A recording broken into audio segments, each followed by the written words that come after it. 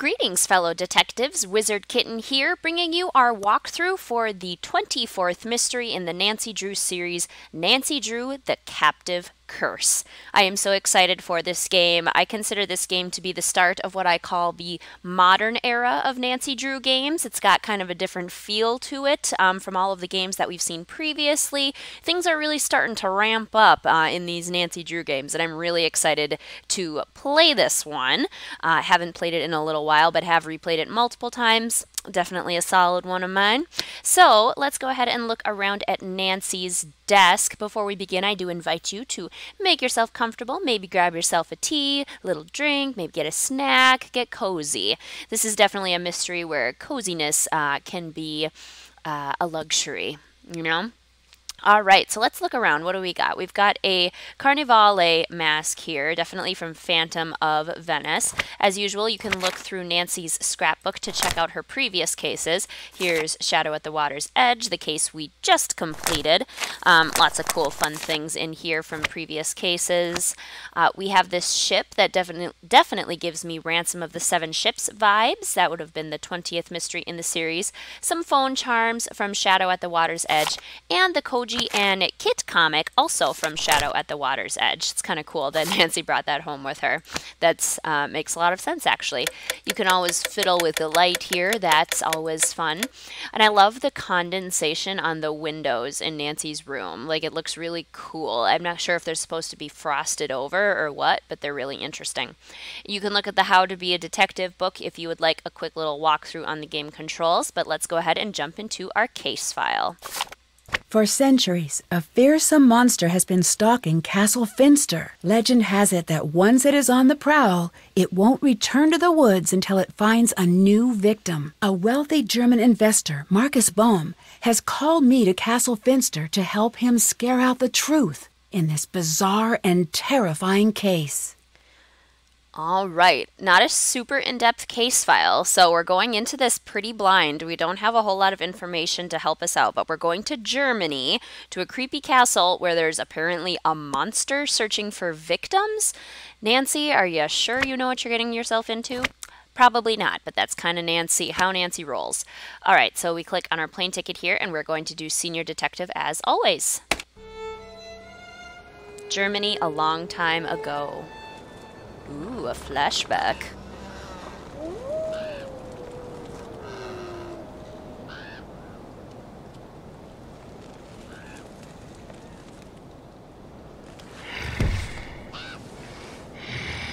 Oh man.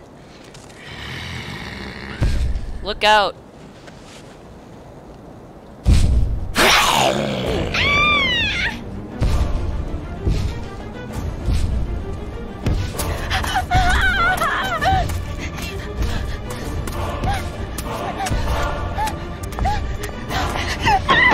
Open the gates!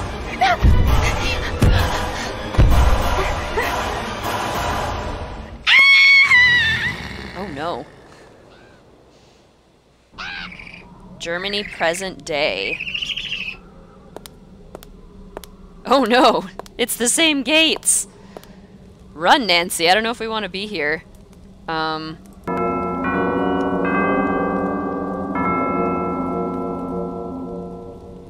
Hello? Hello? Open up, please. No, thank you. We already have one. What? What? This is Nancy Drew. Please let me in. This is Lucas. Please let me out. What? What? That's what you sound like when you say that. What? Can I talk to someone else about coming in? No. But if you can find the match, maybe I'll let you in. All right. Nancy's like, challenge accepted. Check match. Okay, so it almost helps to look for the ones that don't match. Like this one has a blue shirt, so it doesn't match. This one has a long sleeve, so it's not that one. This one has short pants, so it's not that one. This one has green pants. This one has red shoes. This one has like a round eye. What do we got? I need more. This one has a pocket, so it's not that one. Oh, this one also has shorts, but a long sleeve, so not that one. So it's like between these three. Interesting. We've got some... Do we have wrinkle? Oh, wait. This one has brown hair and these two have black hair. So I think these are the matches. They've got everything else in common. I got it. Aha! First try. Okay, I solved it. Nice job. Now for part 2 of your test. Lucas! You passed, good job. Gotta go. Oh dear. Nancy, sorry about Lucas. I'll have a little talk with him later. Come meet me in my study on the 2nd floor.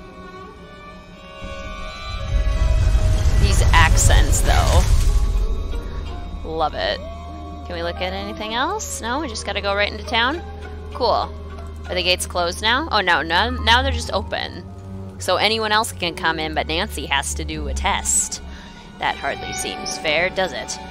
Okay, do we have anything in our inventory? We just have our case file. We don't have a translator or anything. We have our journal. We don't have a task list because we're playing as senior detectives. Ooh, our phone has an upgrade. See, modern era. Nancy has a smartphone now, okay? We are in the modern times. Oh, we got, cute little Ned icon. Marcus, who called us here, and Frank and Joe Hardy we can call. We have our camera, and then we have our settings. We can look at the ringtones and wallpapers. We got this dingbat thing. The Bahamas from Ransom of the Seven Ships. Waverly from Warnings at Waverly Academy. Expo from Shadow at the Water's Edge. Storm from Trail of the Twister. And Yumi, also from Shadow at the Water's Edge. That's a great picture of her. Ringtones. We got your standard. Got the beep. We have a cat. I mean, cow is fantastic. Good old vibrate. And this is the disco music from Phantom of Venice. Do we want the disco? Let's do disco music. And I'm going to do Waverly because it's my favorite game, guys. I love Waverly. Look at how beautiful that is. Okay, love it. Nancy's all up to date on her technology. Beautiful courtyard. Like, this is stunning. Nobody home? No? Okay. This is not a very populated town, is it? Oh, can we knock on this door? No? Nobody here? Leave me alone. Oh. Sorry I bothered you. Okay, somebody here, but she sounds very tragic. Leave me alone. Poor woman. I wonder what her problem is. I mean, I guess there is a monster on the loose, so that probably doesn't keep town morale that high. We can look at this well. Can we, like, get stuff in the well? Oh, yes, we can. So we can lower the bucket in to get some water, I'm assuming. Oh! Oh, I don't know if I've gotten this before. That is a flower, and that has to be from one of the previous games, doesn't it? Is that from Curse of Blackmore Manor, or what is that from? If you guys know what this is from, let me know, but that has to be from a previous game. Phantom of Venice, maybe, from the Bees? What game did we just play? I don't think it's in any of the recent games. Huh, I have never seen that before. What other fun stuff do we got in this well? That's pretty neat. Oh, doll. This is the Nancy doll from Haunting of Castle Malloy. Oh my gosh, like the entire doll. How did that get here? Did Fiona resettle in Germany from Ireland and bring the doll with her and drop it down the well? Oh, Bucket, you always know what to bring me. It's paw pennies from Trail of the Twister. This well is a treasure trove. I could sit here all day and look for cookies. Maybe let's just do one more, because I don't want to waste, have us spend too much time here, but this well is super fun. Give this a go if you are interested in finding cookies. Oh, just more paw pennies? I wanted a new one. Well, that's cool. We'll have to look into that well again, because that's really neat. Okay, what do we got over here? Another staircase kind of looking thing. These are pretty dull, but they might come in handy. I mean, I guess take what you need, Nancy. Oh, geez. The townspeople are not wanting to converse very much. Makes it kind of difficult. Okay. Can we go over here? Oh my. He said something in German. Ooh, paper. ESL musical notes quiz. So it tells us the notes on the xylophone. It's laid out exactly like a piano though, so if you know piano notes, you'll be good. But otherwise this will help you for figuring out probably a puzzle later on would be my guess. Can we... Oh, no, I didn't want to look back over there. I already looked over there. I love the lighting. This place, the lighting looks very natural. It's very stoic, though. Like, there's no wind. Ooh, no wind in the trees or anything. Got some money. So this is definitely a game where we have to collect money and scrounge for money. So make sure you move your cursor around a lot. Okay. We are inside the castle, and it's beautiful. Wow, this is stunning. Beyond the Tales, the Brothers Grimm. Ooh, so this is a book about the Grimm's brothers? Let's read this. That sounds interesting. Librarians, professors, folklorists, Jacob and Wilhelm Grimm, better known as the Brothers Grimm, were born a year apart in Hanau, Germany in 1785 and 1786. Their childhood was a relatively happy one until their father died when the boys were in their early teens. After his death and the death of their grandfather shortly thereafter, the family struggled to make ends meet. Eventually, both Jacob and Wilhelm attended the University of Marburg to study law. It was here at the university where the brothers' interest in collecting folk and fairy tales was first piqued.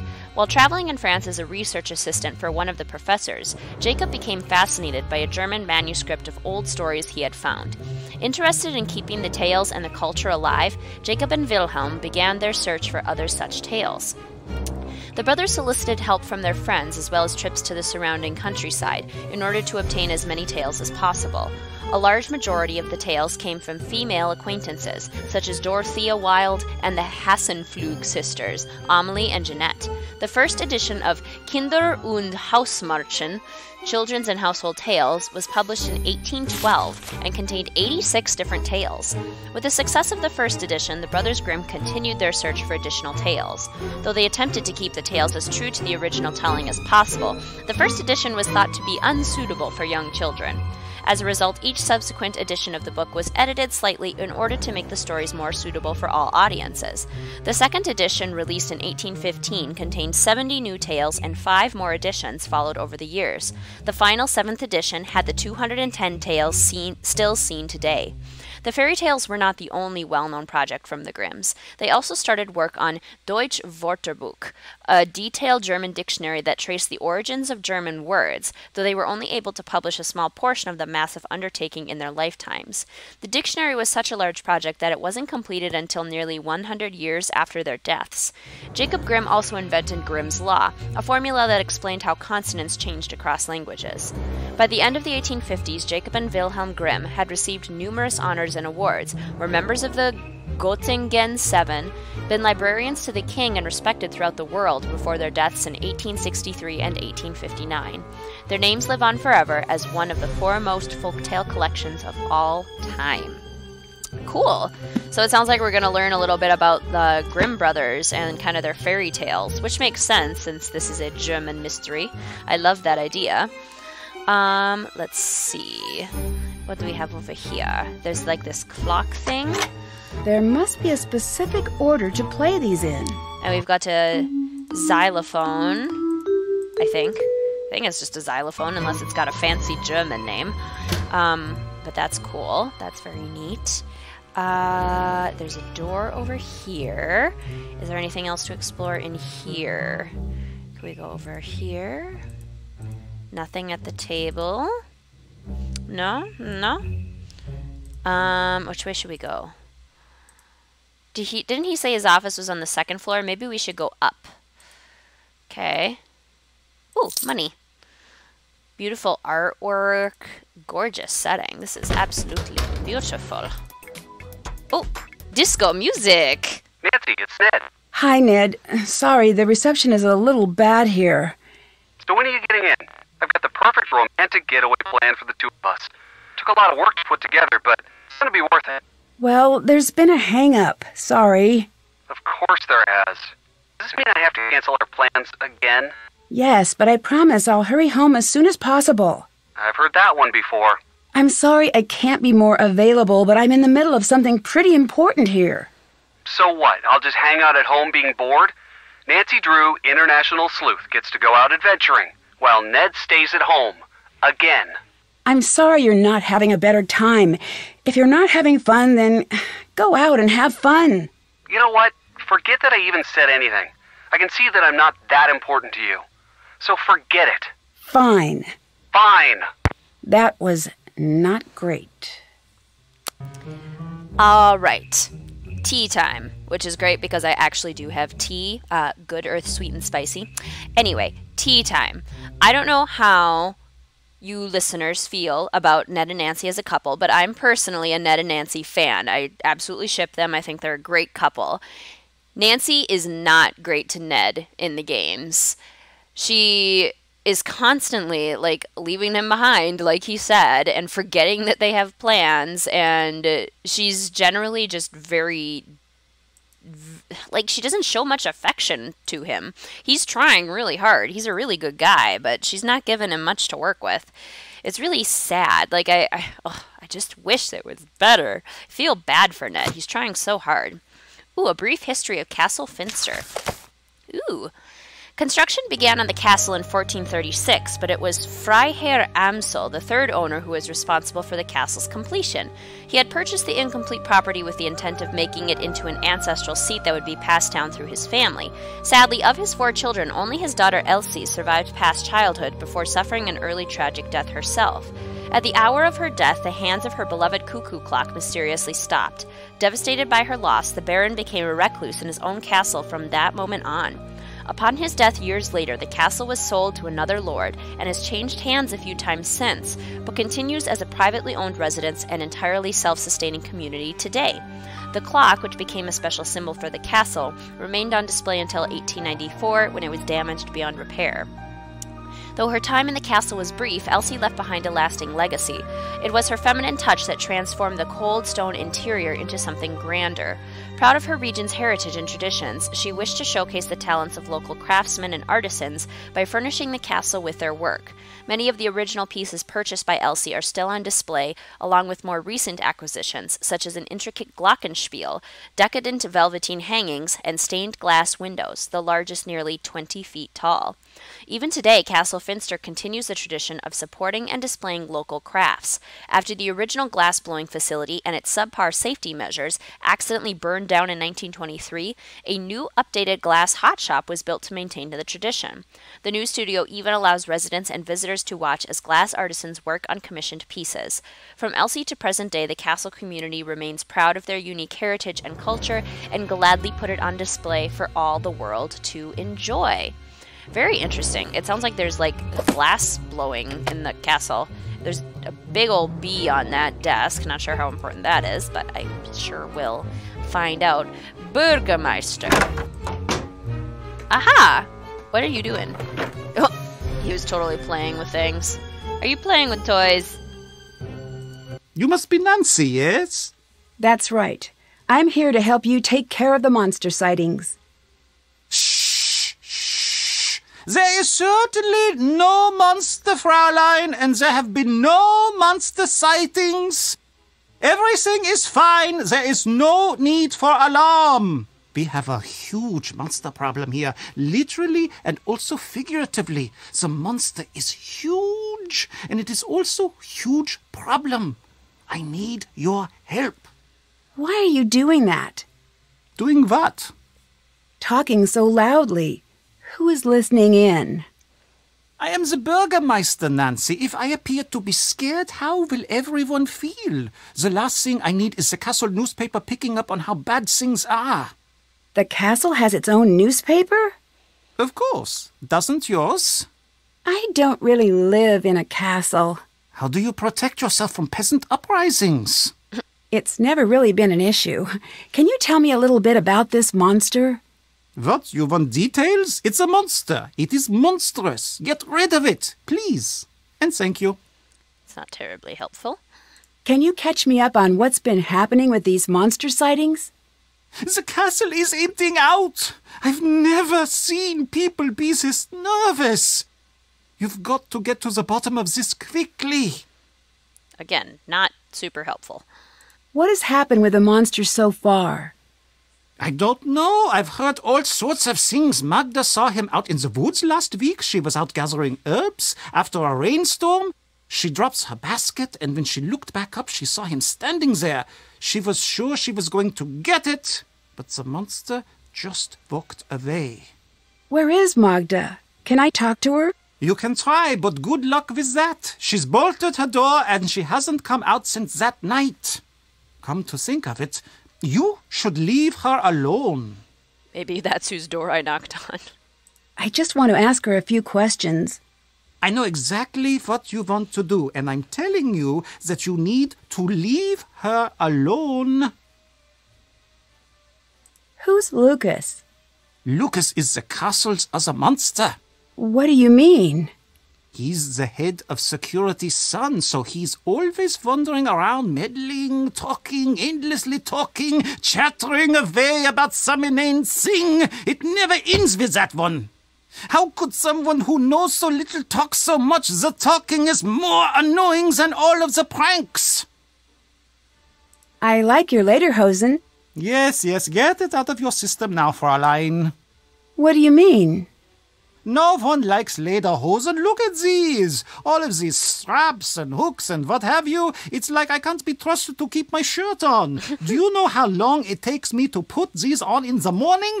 9 minutes. And it's not like they look good. I look like a sad old Pinocchio. Then why do you wear them?